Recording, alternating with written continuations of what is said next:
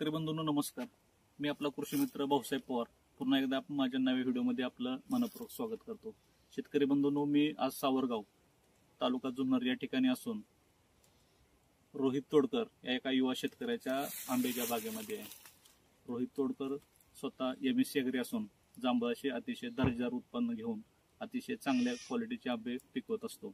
तर ह्या वर्षी पाऊस खूप झाल्यामुळे आंब्याला पालवी निघालेली आहे. तर ह्या पालवीला मॅच्युरिटी आणणं खूप महत्त्वाचं आहे.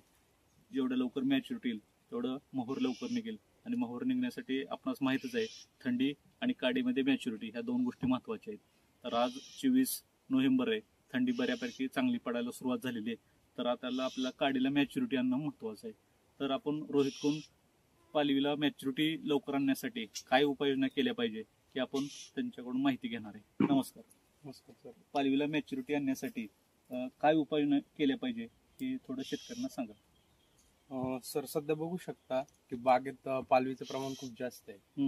आणि आंब्याच्या जे रिंग आहे, बर्ड रिंग, त्याच्यातनं जवळपास 6 ते 7 फुटवे निघालेले आहेत. बरोबर.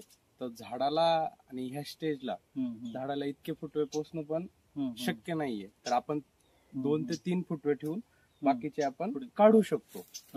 आणि स्प्रे मध्ये बोललं तर पहिल्या स्प्रे मध्ये आपण 05234 घेऊ शकतो, जेणेकरून फॉस्फरस आणि पोटॅशियमचं प्रमाण वाढेल.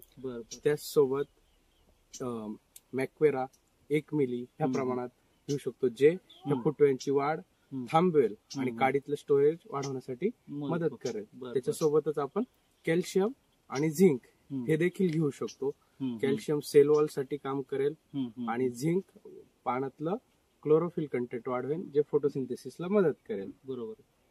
त्याच नंतर दुसरी फवारणी म्हणाल तर त्याच्यात आपण 6BA एक 6 ते 7 दिवसांच्या अंतराने घेऊ शकतो. त्याचं प्रमाण 1 ml. आणि त्याच सोबत आपण बोरॉन आणि सिलिकॉन घेऊ शकतो. बोरॉन काडीतली गर्भधारणा वाढवेल.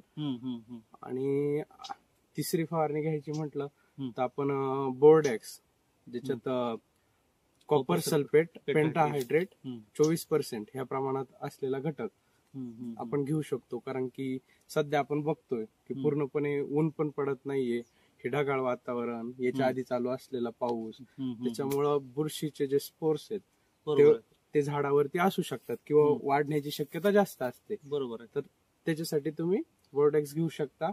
आणि सोबत एखादं कीटकनाशक घेतलं तर आणखीन चांगलं राहील, कारण की सध्या पालवीवरती आळी किंवा जे रसशोषक किडी आहे यांचा प्रादुर्भाव दिसतोय त्याच्यामुळे. बरोबर.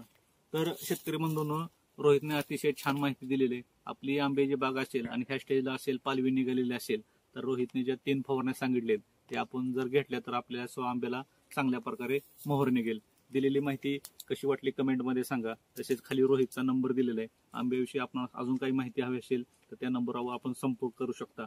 तसेच आमच्या चॅनलला लाईक करा, शेअर करा आणि सबस्क्राईब सुद्धा करा. धन्यवाद.